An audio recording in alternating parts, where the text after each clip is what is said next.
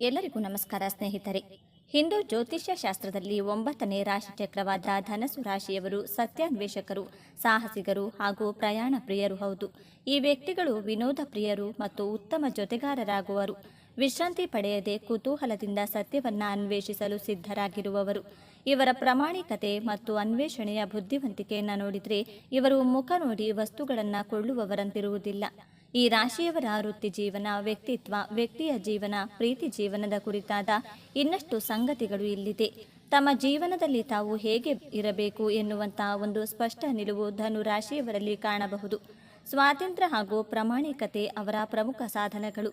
ಅವರು ತಮ್ಮ ಜೀವನದಲ್ಲಿ ಪ್ರತಿಯೊಂದು ವ್ಯಕ್ತಿ ಹಾಗೂ ವಿಚಾರಗಳಲ್ಲಿ ಕೂಡ ನ್ಯಾಯಪರ ನಿಲುವನ್ನು ಹೊಂದಿರುತ್ತಾರೆ.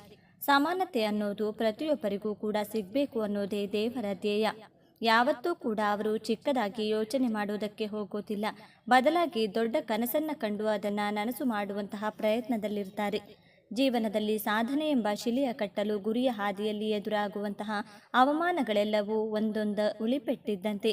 ಧನಸ್ಸು ರಾಶಿಯವರ ನಕ್ಷತ್ರಾಧಾರಿತ ಜನ್ಮ ರಹಸ್ಯವನ್ನ ಹಾಗೂ ನೀವು ಈ ರಾಶಿಯಲ್ಲಿಯೇ ಜನಿಸಲು ಕಾರಣ ಹಾಗೂ ಉದ್ದೇಶಗಳನ್ನು ತಿಳಿಸಿಕೊಡಲಿದ್ದೇನೆ.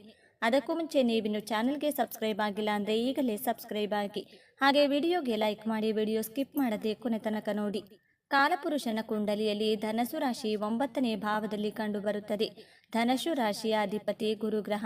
ಈ ರಾಶಿಯಲ್ಲಿ ಮೂಲ ನಕ್ಷತ್ರದ 4 ಪಾದಗಳು, ಪೂರ್ವಾಷಾಢ ನಕ್ಷತ್ರದ 4 ಪಾದಗಳು, ಉತ್ತರಾಷಾಢ ನಕ್ಷತ್ರದ 1ನೇ ಪಾದವನ್ನು ಕಾಣಬಹುದು. ಅಶ್ವಮಾನವ ತನ್ನ ಕೈಯಲ್ಲಿ ಧನಸ್ಸನ್ನ ಹಿಡಿದು ತನ್ನ ಗುರಿಯ ಕಡೆ ಏಕಾಗ್ರತೆ ಹೊಂದಿರುವಂಥ ಚಿಹ್ನೆ. ಈ ರಾಶಿ ಆಶಾವಾದಿಯ ಪ್ರತೀಕವಾಗಿದೆ. ನೀವು ನ್ಯಾಯಪ್ರಿಯರು, ಛಲವಾದಿಗಳು, ತನ್ನ ಗುರಿಯ ಕಡೆ ಗಮನ ಹರಿಸುವ ಸಾಧಕರು, ಸ್ವಾಭಿಮಾನಿಗಳು, ಧಾರ್ಮಿಕ ಹಾಗೂ ಸಾತ್ವಿಕ ಗುಣದವರು, ಅಧಿಕಾರ ಪ್ರಿಯರು. ಜ್ಞಾನ ಸಂಪಾದನೆ ನಿಮ್ಮ ಮೂಲ ಸ್ವಭಾವವಾಗಿದೆ. ನೀವು ಪರೋಪಕಾರಿಗಳಾಗಿರುವುದರಿಂದ ಸಮಾಜದಲ್ಲಿ ಸನ್ಮಾನಗಳಿಗೆ ಭಾಜನರಾಗುತ್ತೀರಾ. ಏಕಾಗ್ರತೆಯಿಂದ ಕೆಲಸ ಮಾಡುವ ಪ್ರವೃತ್ತಿ. ಯಾವುದೇ ವಿಷಯವನ್ನು ಕಲಿತರೂ ಅರ್ಧಂಬರ್ಧ ಕಲಿಯದೆ ಮೂಲದಿಂದ ಕಲಿಯುವವರು. ಬೇರೆಯವರ ಅಧೀನದಲ್ಲಿ ಜೀವಿಸಲು ಇಷ್ಟಪಡದ ಆದರ್ಶವಾದಿಗಳು, ಸಿದ್ಧಾಂತಿಗಳು, ವೇದಾಂತಿಗಳು. ನೀವು ನಿಮ್ಮ ಶತ್ರುಗಳ ಜೊತೆಗೂ ಸಭ್ಯತೆಯಿಂದ ವರ್ತಿಸುತ್ತೀರಾ. ನಿಮ್ಮ ಕಾರ್ಯಕ್ಷೇತ್ರದಲ್ಲಿ ಶತ್ರುಗಳನ್ನು ಎದುರಿಸಬೇಕಾಗುತ್ತದೇನೆ. ನೇರವಾಗಿ, ದಿಟ್ಟವಾಗಿ, ಸತ್ಯವಾಗಿ ಮಾತನಾಡುವವರಿಗೆ ಶತ್ರುಗಳು ಹೆಚ್ಚಾಗಿರುತ್ತಾರೆ. ನಿಮ್ಮ ಮನಸ್ಸಿನ ನ್ಯಾಯಾಲಯದಲ್ಲಿ ತಮ್ಮ ಮನಸ್ಸಾಕ್ಷಿಯೇ ನ್ಯಾಯಾಧೀಶ. ನಿಮ್ಮ ಮನಸ್ಸಾಕ್ಷಿಯಂತೆಯೇ ನೀವು ನಡೆದುಕೊಳ್ಳುವುದು. ನೀವು ಧನಸ್ಸು ರಾಶಿಯಲ್ಲಿಯೇ ಜನಿಸಲು ಕಾರಣವನ್ನು ನೋಡೋಣ. ಪ್ರಾಕೃತಿಕ ಕುಂಡಲಿಯ ಭಾಗ್ಯಸ್ಥಾನದಲ್ಲಿ ಧನಸ್ಸು ರಾಶಿ ಕಂಡುಬರುತ್ತದೆ. ಗುರುದೇವನ ರಾಶಿಯಾಗಿದೆ. ಗುರು ಎಂದರೆ ಮೋಕ್ಷಕಾರಕ ಗ್ರಹ. ಗುರು ಎಂದರೆ ಜೀವಕಾರಕ ಗ್ರಹ. ಧರ್ಮ, ಅರ್ಥ, ಕಾಮ, ಮೋಕ್ಷದ ದೃಷ್ಟಿಯಿಂದ ನೋಡೋದಾದರೆ ಧನಸ್ಸು ರಾಶಿ ಧರ್ಮಸ್ಥಾನದಲ್ಲಿ ಕಂಡುಬರುತ್ತದೆ. ಧಾರ್ಮಿಕ, ಕಾರ್ಮಿಕ ದೃಷ್ಟಿಯಿಂದ ನೀವು ಧನಸ್ಸು ರಾಶಿಯಲ್ಲಿ ಜನಿಸಿರುತ್ತೀರಾ. ನಿಮಗೆ ಸರಿಯಾದ ವಯಸ್ಸಿನಲ್ಲಿ ಸರಿಯಾದ ದಶಾಭುಕ್ತಿಗಳು ಪ್ರಾರಂಭವಾಗುವುದರಿಂದ ನೀವು ಅಂದುಕೊಂಡ ಗುರಿ, ಉದ್ದೇಶಗಳನ್ನು ತಲುಪುತ್ತೀರಾ. ನಿಮ್ಮ ಪಂಚಮ ಸ್ಥಾನದಲ್ಲಿ ಮೇಷರಾಶಿ ಬರುತ್ತದೆ. ಮೇಷರಾಶಿಯ ಅಧಿಪತಿ ಮಂಗಳ ಗ್ರಹ ಹಾಗೂ ಮೇಷರಾಶಿಯ ಅಗ್ನಿತತ್ವ ರಾಶಿ. ನೀವು ನಿಮ್ಮ ಪೂರ್ವ ಜನ್ಮದಲ್ಲಿಯೂ ತುಂಬ ಎನರ್ಜೆಟಿಕ್ ಆಗಿ ಬಹಳ ನಿಸ್ವಾರ್ಥ ಸೇವೆಯನ್ನು, ಸರ್ಕಾರಕ್ಕೆ, ಸೇನೆಗೆ ಸಂಬಂಧಿಸಿದ ಸೇವೆಗಳನ್ನು ಮಾಡಿರುವುದರಿಂದ ಈ ಜನ್ಮದಲ್ಲಿ ಧನಸ್ಸು ರಾಶಿಯಲ್ಲಿ ಜನಿಸಿರುತ್ತೀರಾ. ಈ ಜನ್ಮದಲ್ಲಿಯೂ ನಿಮ್ಮ ಹಿಂದಿನ ಜನ್ಮದ ನೆನಪುಗಳು ನಿಮ್ಮ ಸ್ಮೃತಿ ಪಟಲದಲ್ಲಿ ಇದ್ದೇ ಇರುತ್ತದೆ. ಆ ಎನರ್ಜಿ, ಆ ಡಿಟರ್ಮೇಷನ್, ತ್ಯಾಗ ಪ್ರವೃತ್ತಿ ಮುಂದುವರಿಯುತ್ತದೆ. ಧನಸ್ಸು ರಾಶಿಯು ಅಗ್ನಿತತ್ವ ರಾಶಿಯಾಗಿರುವುದರಿಂದ ನಿಮ್ಮ ಗುರಿ, ಉದ್ದೇಶಗಳ ಕಡೆ ಬೆಂಕಿಯ ರೀತಿ ಪ್ರಯತ್ನವನ್ನು ಮಾಡುತ್ತೀರಾ. ಧನಸ್ಸು ರಾಶಿ ಅಥವಾ ಧನಸ್ಸು ಲಗ್ನದಲ್ಲಿ ಜನಿಸಿದ್ರೆ ಇವರು ಸಮಾಜಕ್ಕಾಗಿ, ದೇಶಕ್ಕಾಗಿ, ತನ್ನ ಧರ್ಮಕ್ಕಾಗಿ ನಿಸ್ವಾರ್ಥ ಸೇವೆ ಮಾಡುವವರು. ಸಮಾಜದ ಉದ್ಧಾರಕ್ಕೆ, ಸಮಾಜ ಕಲ್ಯಾಣಕ್ಕಾಗಿ ಜನಿಸಿದವರಾಗಿರುತ್ತೀರಾ. ಧನಸ್ಸು ರಾಶಿಯವರಿಗೆ ಜೀವನದ ಜವಾಬ್ದಾರಿಗಳನ್ನು ಯಾರು ಕಲಿಸುವಂತಹ, ನೆನಪಿಸುವಂತಹ ಅವಶ್ಯಕತೆ ಇರುವುದಿಲ್ಲ. ನೀವು ರಸ್ತೆಯಲ್ಲಿ ಪೇಪರ್ ಎಸೆಯಲು ಸಹ ಇಷ್ಟಪಡುವುದಿಲ್ಲ. ನಿಮಗೆ ಸಮಾಜದ ಬಗ್ಗೆ ವಿಶೇಷವಾದಂತಹ ಪ್ರೀತಿ, ಕಾಳಜಿ ಇದ್ದೇ ಇರುತ್ತದೆ. ನಕ್ಷತ್ರದ ಆಧಾರದ ಮೇಲೆ ನೋಡೋದಾದರೆ ಧನಸ್ಸು ರಾಶಿಯಲ್ಲಿ ಮೂಲ ನಕ್ಷತ್ರ ಉತ್ತರಾಷಾಢ ನಕ್ಷತ್ರ, ಪೂರ್ವಾಷಾಢ ನಕ್ಷತ್ರವನ್ನು ಕಾಣಬಹುದು. ಮೂಲನಶ ನಕ್ಷತ್ರದ ಅಧಿಪತಿ ಕೇತುಗ್ರಹ, ಉತ್ತರಾಷಾಢ ನಕ್ಷತ್ರದ ಅಧಿಪತಿ ರವಿಗ್ರಹ, ಪೂರ್ವಾಷಾಢ ನಕ್ಷತ್ರದ ಅಧಿಪತಿ ಶುಕ್ರಗ್ರಹ.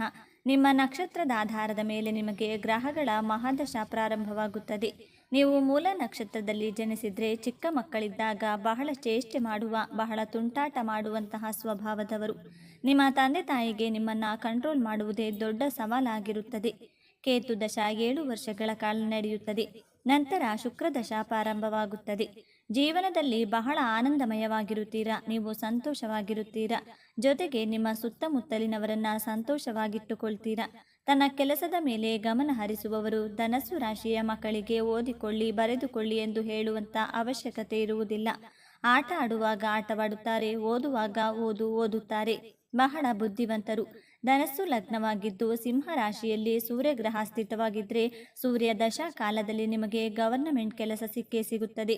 ಪೂರ್ವಾಷಾಢ ನಕ್ಷತ್ರದಲ್ಲಿ ಜನಿಸಿದವರಿಗೆ ಮೊದಲಿಗೆ ಶುಕ್ರಗ್ರಹದ ಮಹಾದಶ 6 ಪ್ರಾರಂಭವಾಗುತ್ತದೆ. ಸೌಂದರ್ಯವಂತರು. ನಿಮ್ಮ ಕುಟುಂಬದಲ್ಲಿ ಎಲ್ಲರಿಗೂ ಪ್ರೀತಿ ಪಾತ್ರರಾಗಿರುತ್ತೀರಾ. ನಿಮ್ಮಲ್ಲಿ ಕಲೆ, ಸಾಹಿತ್ಯ, ಸಂಗೀತದ ಬಗ್ಗೆ ವಿಶೇಷ ಒಲವು, ಆಸಕ್ತಿ ಇರುತ್ತದೆ. ಜೀವನದಲ್ಲಿ ಬರುವಂತಹ ಚಾಲೆಂಜಸ್ಗಳನ್ನು ಪಾಸಿಟಿವ್ ಆಗಿ ತೆಗೆದುಕೊಂಡು ಜೀವನವನ್ನು ಸಾಗಿಸುತ್ತೀರಾ.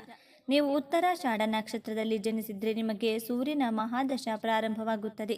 ಈ 2 ನಕ್ಷತ್ರದವರಿಗಿಂತ ಉತ್ತರಾಷಾಢ ನಕ್ಷತ್ರದವರು ವಿಭಿನ್ನವಾಗಿರುತ್ತೀರಾ. ಬಹಳ ಗಂಭೀರ ಸ್ವಭಾವದವರು. ಯಾವುದೇ ವಿಚಾರಗಳನ್ನು ಬಹಳ ಗಂಭೀರವಾಗಿ ಮಾಡುತ್ತೀರಾ.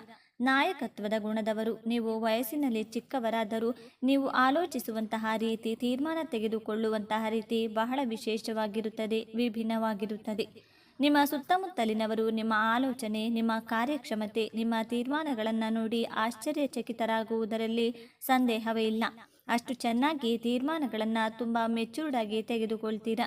ಇಷ್ಟು ಚಿಕ್ಕ ವಯಸ್ಸಿಗೆ ಎಷ್ಟು ಬುದ್ಧಿ ಇದೆ, ಎಷ್ಟು ಜ್ಞಾನವಿದೆ ಎಂದು ಆಶ್ಚರ್ಯಚಕಿತರಾಗುತ್ತಾರೆ. ನಿಮ್ಮ ಮನಸ್ಸಿನ ಇಚ್ಛೆಗಳನ್ನು ಈಡೇರಿಸಿಕೊಂಡು ನಿಮ್ಮ ಗುರಿಯನ್ನು ತಲುಪಿ ಮೋಕ್ಷ ಪಡೆಯುವುದಕ್ಕಾಗಿ ಧನಸ್ಸು ರಾಶಿಯಲ್ಲಿ ನಿಮ್ಮ ಜನನವಾಗಿದೆ. ಧರ್ಮ ಹಾಗೂ ಮೋಕ್ಷದ ದಾರಿಯಲ್ಲಿಯೇ ನಡೆಯುತ್ತೀರಾ. ಧನಸ್ಸು ರಾಶಿ ಚಕ್ರದ ಚಿಹ್ನೆಯನ್ನ ಗಮನಿಸುವುದಾದರೆ ಅರ್ಧ ಮನುಷ್ಯ ಅರ್ಧ ಕುದುರೆಯ ಭಾಗವನ್ನು ಹೋಲುವ ಮನುಷ್ಯಾಕೃತಿಯು ಕೆಟ್ಟ ಗುಣಗಳು ಹಾಗೂ ಒಳ್ಳೆಯ ಗುಣಗಳು, ಬಿಲ್ಲು ಬಾಣವನ್ನ ಮೇಲಕ್ಕೆತ್ತಿರುವ ಸಂಕೇತವು ಆಧ್ಯಾತ್ಮಿಕ ಪ್ರವೃತ್ತಿಯನ್ನು ಹೊಂದಿರುತ್ತಾರೆ ಎನ್ನುವುದನ್ನು ಸೂಚಿಸುತ್ತದೆ. ಇವರು ಬಹಳ ಸಕಾರಾತ್ಮಕವಾಗಿ ಯೋಚಿಸುವವರು. ಜೀವನದಲ್ಲಿ ಒಳ್ಳೆಯದನ್ನೇ ನೋಡಲು ಬಯಸುತ್ತಾರೆ. ಇದರಿಂದಾಗಿ ಯಾವ ರೀತಿಯ ತೊಂದರೆಗೂ ಸಿಕ್ಕಿ ಹಾಕಿಕೊಳ್ಳಲು ಬಯಸುವುದಿಲ್ಲ. ಕೆಲವೊಮ್ಮೆ ಅಸಭ್ಯ ವರ್ತನೆ ತೋರಬಹುದು, ಉತ್ತಮ ಸಲಹೆಗಳನ್ನು ತಿರಸ್ಕರಿಸಬಹುದು. ಬಹಳ ಸಕ್ರಿಯವಾಗಿರುವ ಇವರು ಪ್ರಕೃತಿ ಹೊರಾಂಗಣ ಚಟುವಟಿಕೆಗಳನ್ನು ಇಷ್ಟಪಡುತ್ತಾರೆ. ಎಲ್ಲ ರೀತಿಯ ಆಟೋಟ, ದೈಹಿಕ ಚಟುವಟಿಕೆಗಳಲ್ಲಿ ಮುಂದಿರುತ್ತಾರೆ. ಸಹಾನುಭೂತಿಯುಳ್ಳ ಇವರು ಪ್ರಾಮಾಣಿಕರು ಹೌದು. ತಮ್ಮ ಪ್ರೀತಿ ಪಾತ್ರರ ಸಮಸ್ಯೆಗಳನ್ನು ಬಗೆಹರಿಸಲು ಯಾವಾಗಲೂ ಮುಂದಿರುತ್ತಾರೆ. ಪ್ರೀತಿಯಲ್ಲಿ ಖುಷಿಯಾಗಿರುತ್ತಾರೆ. ತಮ್ಮ ಸಂಗಾತಿಯೊಂದಿಗೆ ಖುಷಿಯಿಂದ ಕಾಲ ಕಳೆಯಲು ಬಯಸುತ್ತಾರೆ. ಇಂದ್ರಿಯ ಸುಖ ಬಯಸುವ ಮುಕ್ತ ಹೃದಯದ ಏನನ್ನಾದರೂ ಮಾಡಲು ಸಿದ್ಧವಿರುವ ಸಂಗಾತಿಯನ್ನು ಸಮಾನವಾಗಿ ಕಾಣುವ ಇವರು ಉತ್ತಮ ಸಂಗಾತಿಯಾಗಿರುತ್ತಾರೆ. ಇವರು ಪ್ರೀತಿ ಮತ್ತು ಲೈಂಗಿಕತೆಯ ಮಧ್ಯೆ ಅಡ್ಡಗೆರೆಯನ್ನು ಹಾಕಿರುತ್ತಾರೆ. ಪ್ರೀತಿಯ ವಿಷಯಕ್ಕೆ ಬಂದರೆ ತಮ್ಮನ್ನು ತಾವು ಪ್ರೀತಿ ಅರ್ಪಿಸಿಕೊಳ್ಳುತ್ತಾರೆ. ಪ್ರೀತಿಯಲ್ಲಿ ನಿಷ್ಠಾವಂತರು ಹಾಗೂ ಸಮರ್ಪಣಾ ಮನೋಭಾವದವರು. ಇವರ ಸಂಗಾತಿಗಳಾಗಿರುವವರು ಬೌದ್ಧಿಕ, ಸೂಕ್ಷ್ಮ ಹಾಗೂ ಅಭಿವ್ಯಕ್ತಿಶೀಲರಾಗಿರಬೇಕು. ಸ್ನೇಹಿತರಾಗಿ ತುಂಬ ಪ್ರೋತ್ಸಾಹಿಸುವ, ಸ್ಫೂರ್ತಿದಾಯಕ ಮತ್ತು ಉದಾರ ಸ್ವಭಾವದವರು. ಸ್ನೇಹಿತರ ವಲಯದಲ್ಲಿ ಸಂತೋಷ ಮತ್ತು ನಗೆಯನ್ನು ಹರಡುತ್ತಾರೆ. ನಿಷ್ಠಾವಂತ ಸ್ನೇಹಿತರನ್ನು ಹೊಂದಿರುತ್ತಾರೆ. ಕೊನೆಯವರೆಗೂ ತಮ್ಮ ಗೆಳೆತನವನ್ನು ಉಳಿಸಿಕೊಂಡಿರುತ್ತಾರೆ. ಇವಿಷ್ಟು ವಿಚಾರಗಳು ನಿಮಗೆ ಇಷ್ಟ ಆಗಿದೆ ಅಂತ ಭಾವಿಸುತ್ತಿದ್ದೇನೆ. ಇಷ್ಟ ಆಗಿದ್ರೆ ನಮ್ಮ ಚಾನೆಲ್ನ ತಪ್ಪದೆ ಸಬ್ಸ್ಕ್ರೈಬ್ ಮಾಡಿಕೊಳ್ಳಿ. ಈ ವಿಡಿಯೋಗೆ ಒಂದು ಲೈಕ್ ಕೊಡೋದನ್ನು ಮರಿಬೇಡಿ. ಈ ವಿಡಿಯೋವನ್ನು ನಿಮ್ಮ ಫ್ರೆಂಡ್ಸ್ ಆ್ಯಂಡ್ ಫ್ಯಾಮಿಲಿ ಗ್ರೂಪಲ್ಲಿ ಹೆಚ್ಚು ಶೇರ್ ಮಾಡಿ. ನಿಮ್ಮ ಅಭಿಪ್ರಾಯಗಳನ್ನು ತಪ್ಪದೇ ಕಮೆಂಟ್ ಮಾಡಿ. ಎಲ್ಲರೂ ಭಕ್ತಿಯಿಂದ ಓಂ ಶ್ರೀ ಮಹಾಲಕ್ಷ್ಮಿ ನಮಃ ಅಂತ ಕಮೆಂಟ್ ಮಾಡಿ. ಧನ್ಯವಾದಗಳು.